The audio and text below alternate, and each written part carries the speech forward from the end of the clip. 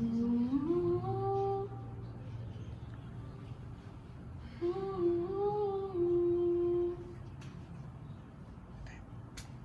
vinc d'un silenci antic i molt llarg, de gent que va alçant-se des del fons dels segles, de gent que anomenen classes subalternes. Jo vinc d'un silenci antic i molt llarg, jo vinc de les places i dels carrers plens, de xiquets que juguen i de vells que esperen, mentre homes i dones estan treballant als petits tallers, a casa o al camp.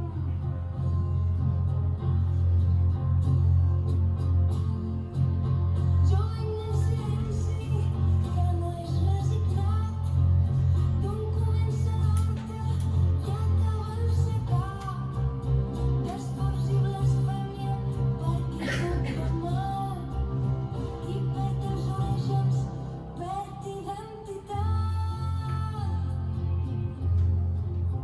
Jo vinc d'un silenci antic i molt llarg, de gent sense místics ni grans capitans, que viuen i moren en l'anonimat, que en frases solemnes no han cregut mai.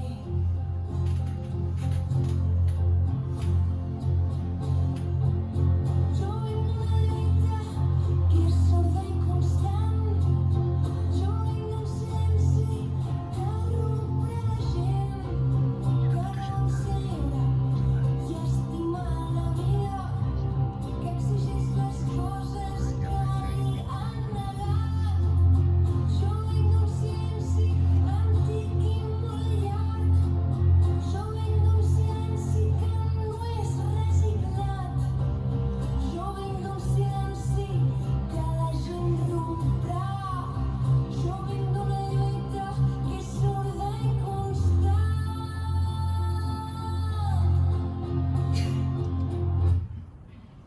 Bon vespre a tothom, gràcies per ser aquí.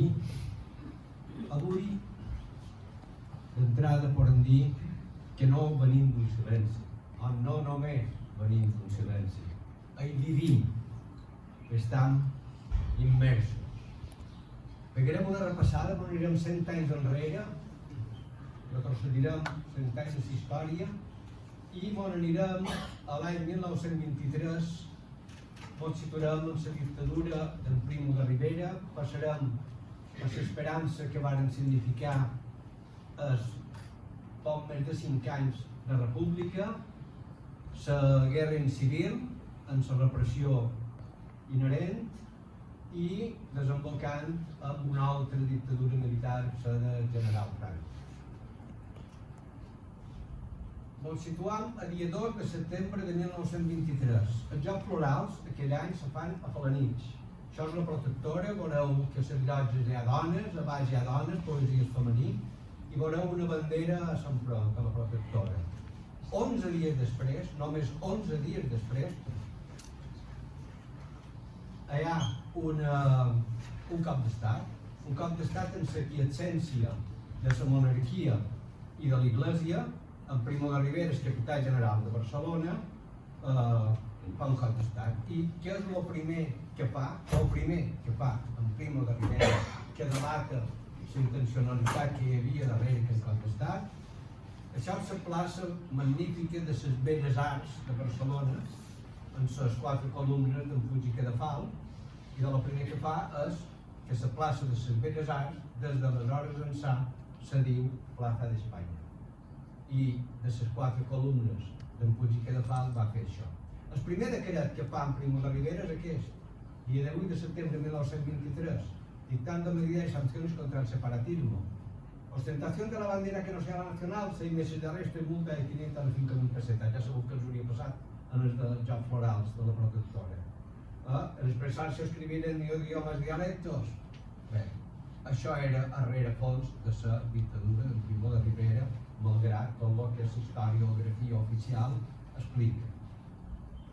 a l'Ajuntament se va d'acordar que a partir d'aquell dia, això és un acte de l'Ajuntament del 29 de setembre de 1923, les sessions se faran en castellà. Com era Felanitx fa 100 anys? Felanitx era un poble d'11.500 habitants que s'estava recuperant, que havia deixat endarrere la filoxera i la forta emigració i la venguda providencial d'en Ernest Mestre, l'enginyer que va revitalitzar la indústria del vi i també tota la quantitat de llocs de feina que se crearen. Per exemple, hi havia feina, molta feina entorn del sindicat, n'hi havia en el ferrocarril, a la fàbrica d'electricitat, que poladors de moldes i tota la indústria agrícola que se va derivar a Felanitx, els picadors de la mola, això sí, en una societat molt més desigualitària, molt més machista i masculinitzada totalment que no ara. Els nens a les escoles, naturalment separats de les nines. Els minyons de muntanya, els lots, només els lots. La part esportiva, homes. Les processons, homes. Les activitats culturals, homes. Sorfeoli, homes. I les societats recreatives, homes. Rigos no, ara quan passau voltes per davant la recreativa que qualcú s'espanta, no. Això teníem aquí fa 100 anys, exactament, o més. Les dones relegades en el paper històric de sempre, no? Condemnades a ser les grans de la família, les educadores dels infants, les ecònomes de la família, de la instrucció domèstica, les proveïdores de rebost. Aquest era el paper de les dones. Es va que l'any 28 en Pere Reus fa una conferència a la Protectora d'un tema de gran actualitat, feminisme, i curiosament que destaca la crònica diu: en el amplio salón totalmente ocupado por poco llegaron a estar en mayoría las mujeres. Imagineu vos tantes hores que parlaven de feminisme, no? Bé, en Pere Reus havia fet molts articles des de l'any 23 sobre feminisme, la mujer ante la ley, cultura de la mujer, que uns articles que avui no semblarien molt infantils, però que en el seu moment van ser verdaderament avantguardistes.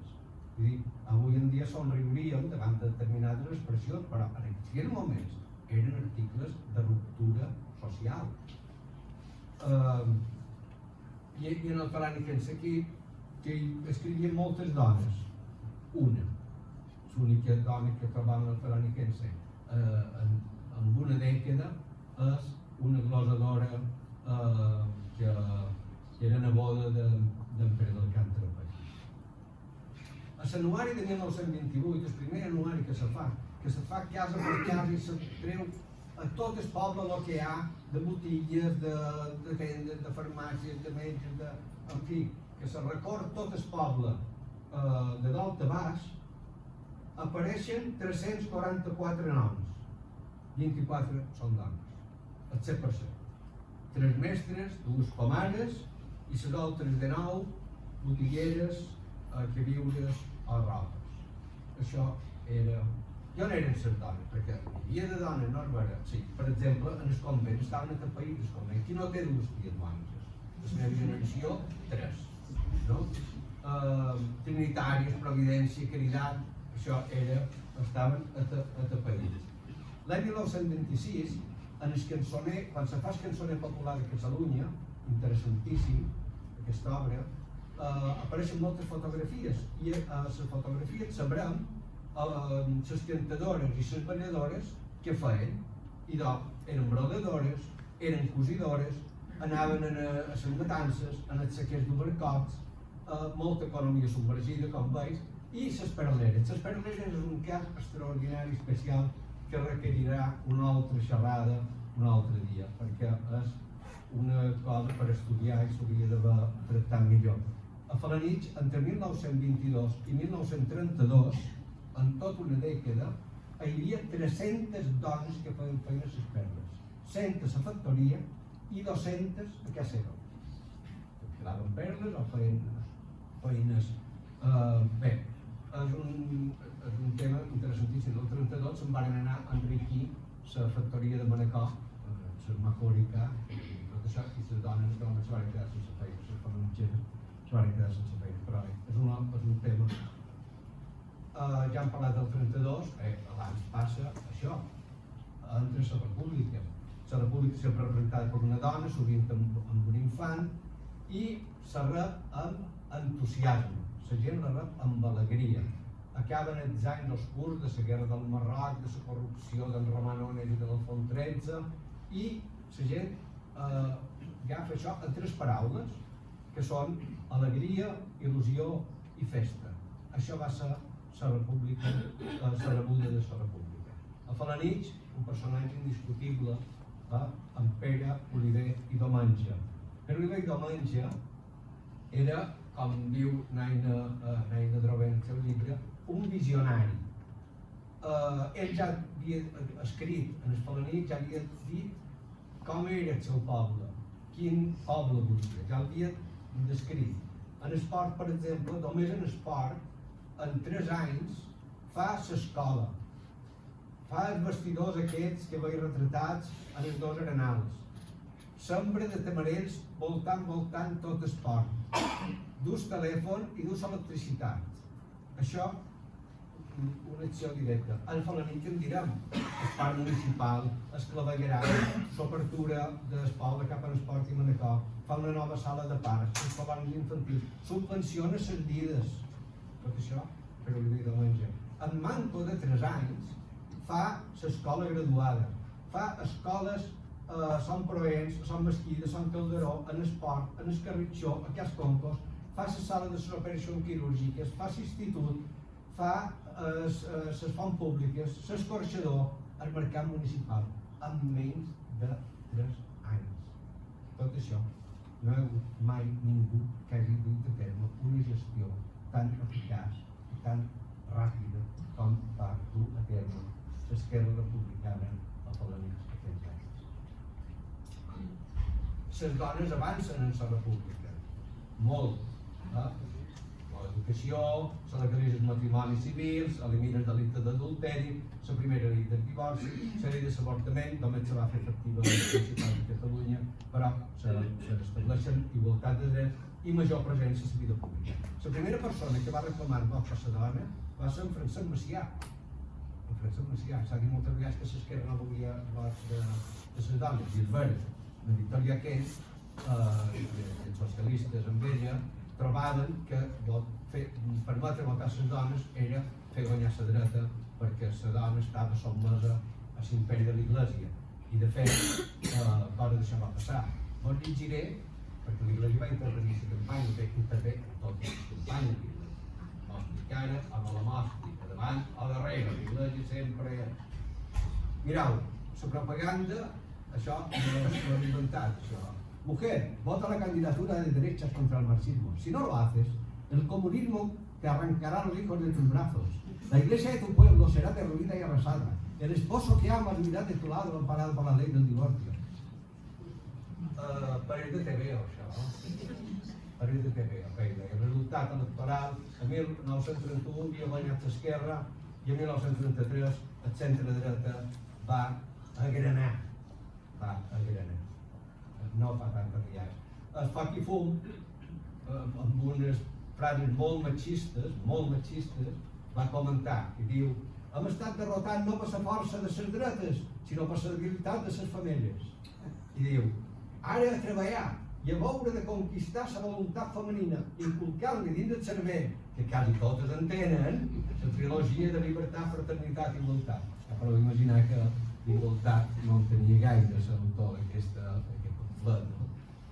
Bé, en contra d'això, en Emili Darder, el gran Emili Darder, deia que Felanitx era el poble exemplar a Mallorca de la República.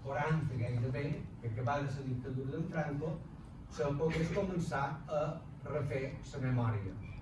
Aquí hi ha una sèrie de llibres, molts d'ells en clau de dona, molts d'ells d'autora dona, que van permetre saber què havia passat realment, què és el que havia passat realment. Aquí tenim 3 llibres imprescindibles per qualsevol planitxer.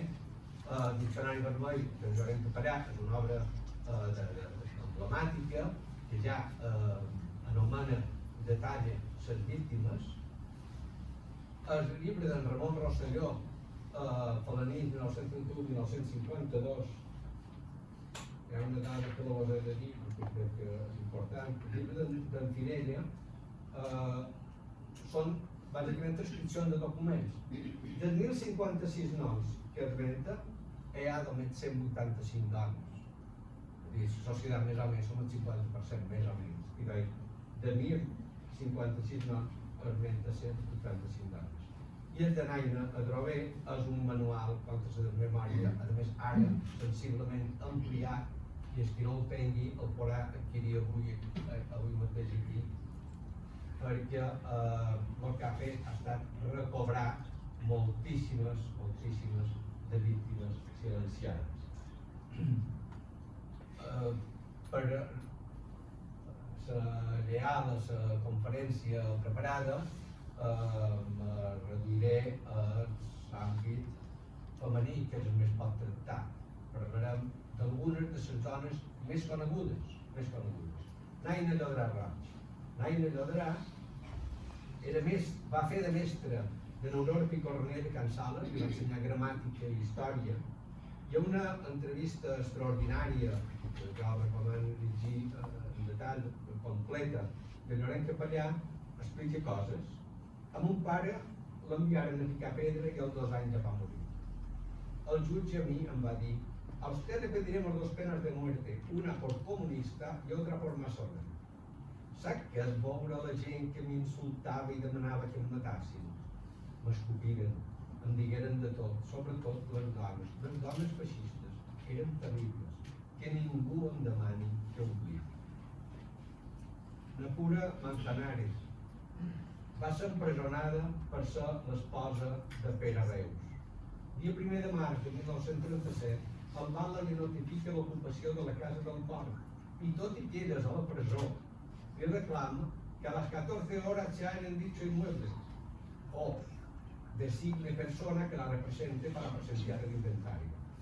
Al gener de 1939, la Comisión de Incautación demana al Bala: si los hijos de Pedro Antonio Reus y Purificación Manzanares, condenados a muerte, se encuentran a cargo de don Joaquín Nicolau Artigas. El Bala contesta que Joaquín està casat amb Jeroni Reus, germana del jutge de pau assassinat ja fa 5 mesos. El 1942, el BOE informa que Pura Manzanares ha recuperat la disposició de sus bienes tras haber hecho efectiva la sanción. No deia que per fer-la efectiva s'havia vist forçada a vendre la casa Peirà. Catalina Massoquil Zamora. Se li demanaven 2 penes de mort per ser una marxista capaz de cualquier cosa. Va estar tancada a Can Sales 2 anys i mig. El seu delicte, ser l'esposa d'Oliver. El febrer de 1941, el Boletín Oficial de la Província retreia les responsabilitats polítiques de 15 falanitxers, entre d'altres de Catalina Massoquil.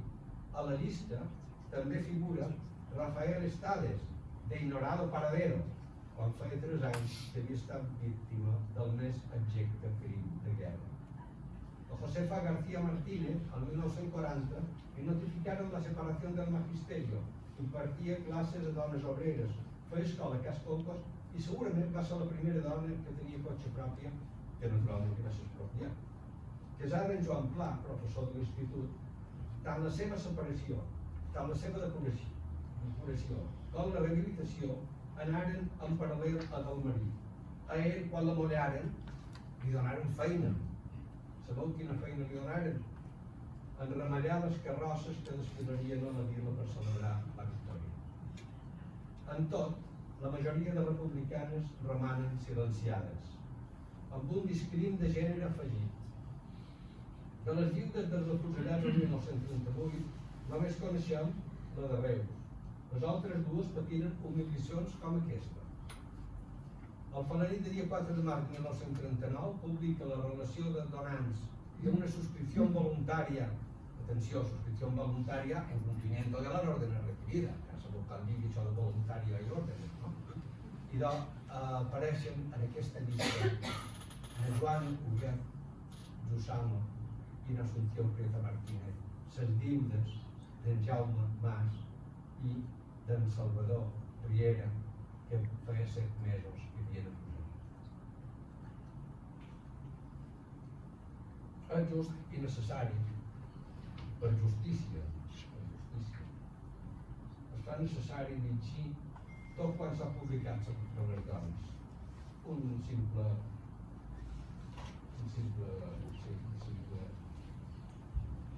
fragments. El desembre de 1936 es deneia permís a Maria Obrador Bernassa per anar a Marsella. El juliol de 1937, el director de guerra comunica a Ramona Carmona Obrador, casada amb Pere Bordoy, que le ha sido denegada su petición para visitar a sus familiares detenidos. En canvi, el mes de novembre s'autoritza Catalina Nicolau Jusama a visitar el seu marit Pere Massuquí en el camp de concentració de Sant Catlar. Al març de 1938 s'embarquen els béns de Magdalena Nicolau de la Reina. Tot i que Franco donà per acabada la guerra oficialment l'abril de 1939, la repressió no s'aturà. Al maig de 1943, el BAL informa la Guàrdia Civil. Francisca Mestre Adover es persona desafecta al glorioso movimiento, no reparando en hacer manifestaciones en contra. Cal afegir les peripècies de les mestres. Coloma Pons en el Guap va ser depurada por frecuentar una librería de mala fama y ser simpatizante del alcalde Oliver, furibundo separatista. Apolònia Gelabert Obrador fue escola Pina, fou acusada de ser socia de la Federación de Trabajadores de Enseñanza, hostil a la Iglesia. No creemos conveniente para la regeneración de la España católica esta clase de persones. Singular és el cas de la mestra de Capdepera Maria Melis Melis. El 1936 tancaren son pare i a ella la castigaren a fer escola a Falange. Veurem Sebastiana Ferrer de Can Blanco, el casino republicà de Cascoltos. Sabrem que a més de Pura Manzanares, Catalina Massutí i Jaina Llodrà, a Can Sales també hi tancaren Magdalena Bernassa Rigo per aprofitar-se de retalls de roba sobrant del calçó dels soldats, i Catalina Pons Oliver, Lluenta, per plantar cara i aixecar el punt en falangista. En total, per la presó, hi passaren gairebé 1.000 dones. La foto que millor il·lustra la valentia de les dones és la d'un grup d'esposes i fills de presos al jardí de Cana Maneta, que viu al Calvari, al gener de 1937, només mig any després de l'aixecament i en plena repressió. Les esmentades fins ara són els llibres. Avui en recordarem altres 4. Són 4 dones valentes, entre tantes, i cadascuna d'elles mereixeria una conferència monogràfica. Una de les que no ha rebut el reconeixement que reclama la seva dignitat és Maria Oliver Obrador. Tia bona de Pere Oliver havia nascut el 1855. Era fadrina i quan s'aixecaren els militars ja tenia 81 anys. En el llibre La nissaga dels Massutí, del germà Massutí Oliver, s'informa que quan els falangistes es presentaren per demanar joies i diners per al movimiento, aquella beata contestà que res no podia donar perquè havia d'ajudar la seva fiola que ho necessita més que vosaltres. El fet originà problemes, Puigdemont Bernal, el metge Felip, cercar testimonis per acreditar que la tia Maria va contribuir en llençols. No va ser exactament així. I embargaren els llençols. I quan el sergent de la Guàrdia Civil que els contava davant la fiola la va voler consolar, era replicar cara alta que no s'havia de preocupar. La república guanyaria. El febrer de 1937 s'instruïa expedient d'incautació contra María Oliver i es demanava en banda. Diga si ha pronunciado frases de que el laicismo era la única forma que podía salvar España. Diga si ha aportado cantidades a favor del movimiento y caso que no haya sido así, los motivos de su negativa. El desembre de 1938 s'anuncia la subhasta dels seus béns y el febrer de 1940 s'instava a prestar declaración cuantas personas tengan conocimiento de la conducta de la inculpada, así como la existencia de bienes, indicando que ni el fallecimiento detendrá el expediente. ja sabien bé què deien. Maria Oliver havia mort gairebé 2 anys abans, el novembre de 1938, i el seu coratge arrabassat de la memòria. El desembre de 2021, l'Alejandra Riera, una advocada argentina, va escriure la recerca Informació Familiars. En Paina Adrover i amb els germans Oliver Reus la informaren de la mort ignominiosa del seu avi, Salvador Riera Sagrera. Son pare elogiava per Oliver, però no parlava mai de la guerra, i ella desconfiava de l'avi. Creia que per culpa seva l'àvia patia deliris. Asunción Prieto Martínez va néixer el maig de 1893 a un poble de Lugo. Als 19 anys, emigrà a Argentina per servir a una casa bona on el falanitxer Salvador Riera Moix feia de xofer. Es casaren i l'any 1926 va néixer el seu únic fill. Amb el recent nat viatjaren a Falanitx. Salvador feia feina a l'Ajuntament i s'afilià a Esquerra Republicana. Arran de l'aixecament, va ser detingut amb Pere Reus i Jaume Mas, acusats de facilitar l'evasió del Batlle. Els afusellaren. Asunción Prieto va patir moltes peripècies. Quan el fill tenia 19 anys, va intuir que també el podrien matar. Va malvendre la casa i partiren a Buenos Aires, on llogà una habitació on era estimada pels seus veïns, com ho havia estat a Falanitx. Va mantenir correspondència amb Pere Oliver quan aquest era a Filipines, també el company del seu fill, Sapandilla. Lamentava la seva poca fortuna i enmig de malsons va prendre la raó. El fill no la visitava perquè ell el confonia amb el marit i s'alterava. Ingressat al psiquiatre de dones Braulio Moyano, va morir el 1975. Ara farà 2 anys, la presidenta Armengol anà a Argentina i lliurà el reconeixement de víctima del franquisme a l'avi. Però Asunción Prieto i el seu fill patiren silenci, dol i exili, i ningú no els ha reconegut mai que també foren víctimes del franquisme.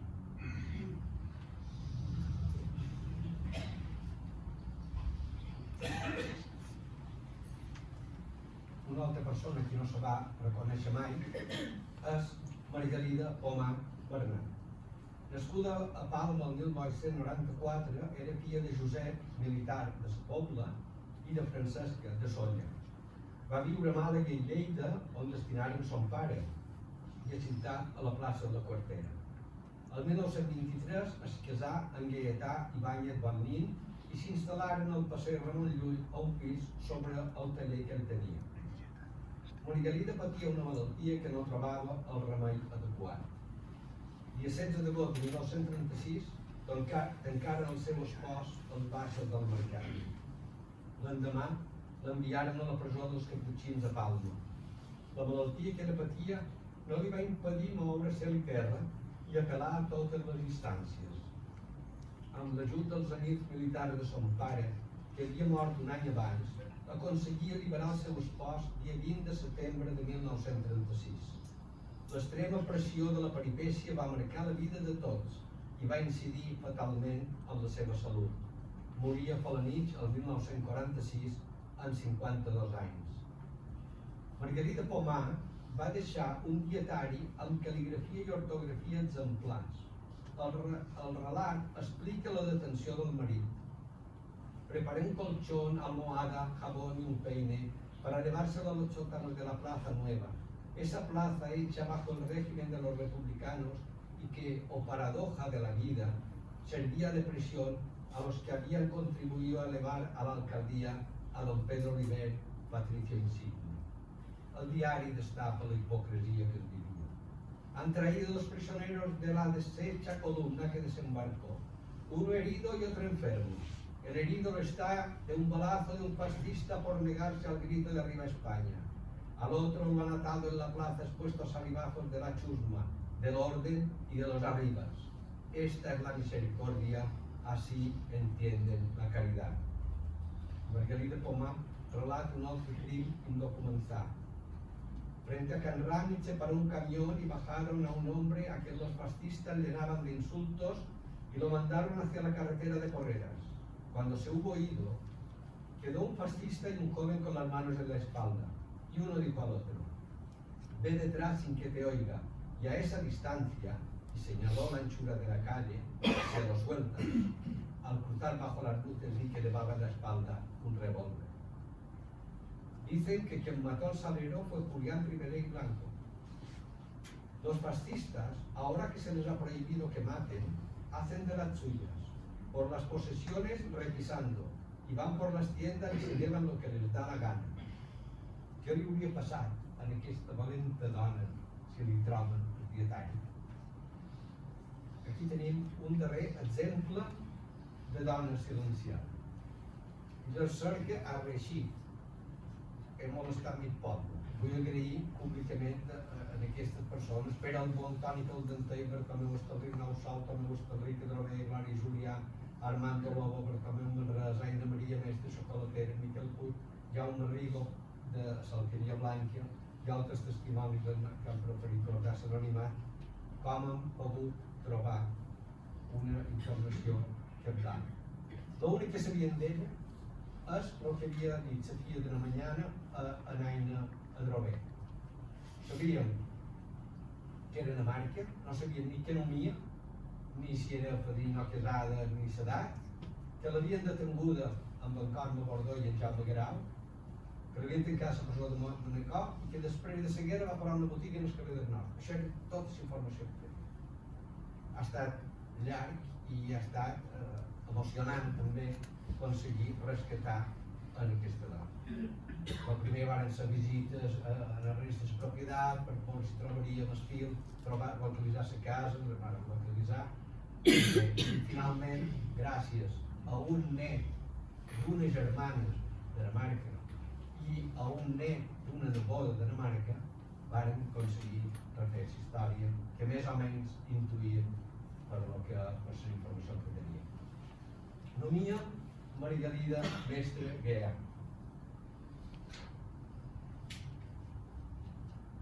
Havia nascut el maig de 1886 al 85 al carrer Fartaris i va morir al març de 1960, van trobar on està enterrada i tot. En el llibre d'òbit de la parròquia ell va haver una dada rellevant. Era viuda de Marc Roger Barceló. Aquí li deia, era l'esposa de Marc Esbalda Pedani Esport, que és de Pere Burguer Domà. La recerca de Dinamarca havia brindat doble satisfacció. Rescatar-la ella va servir per rescatar el seu espòs. Nascut l'any 1881, el carreró de Palma era fill del Marc de l'Alqueria Blanca i de Margalida de Falanich. L'octubre de 1907 es casaren i anaren a viure al port. El 1926 ell era propietari d'una botiga al carrer del Nord i el 1932 apareixen tant ell com ella a la relació de donants a favor d'un quilòmetre per l'Hospital de Falanich. Què va ser d'ells? En revoltar-se els militars, Dinamarca va veure com anaren a cercar el seu marit, a qui no tornaria a veure mai més. El matarien d'amagatopis. I el 14 de desembre de 1936, el jutjat militar de Palma reclama a l'Ajuntament que informi de la conducta moral y política de Marcos Roger Marc. El Val le responde: no afecta al movimiento, fue detenido por sus ideas extremistas. No hi ha més informació. Tanmateix, la vídua no s'amagava de dir els noms dels dos falangistes que els endugueren. En sospitar que també anirien per ella, va enterrar les joies i el doblers a un corral. Tal com havia previst, l'anaren a cercar, la tancaren, la maltractaren, la vexaren i feren destrossa a casa seva. En recobrar la llibertat, ja no va obrir la botiga. Criava conills i gallines per vendre a les altres botigues i va viure en relativa tranquil·litat gràcies als estalvis de la venda d'un trast. La recerca no ens ha permès de moment trobar cap fotografia de Dinamarca ni d'en Marc.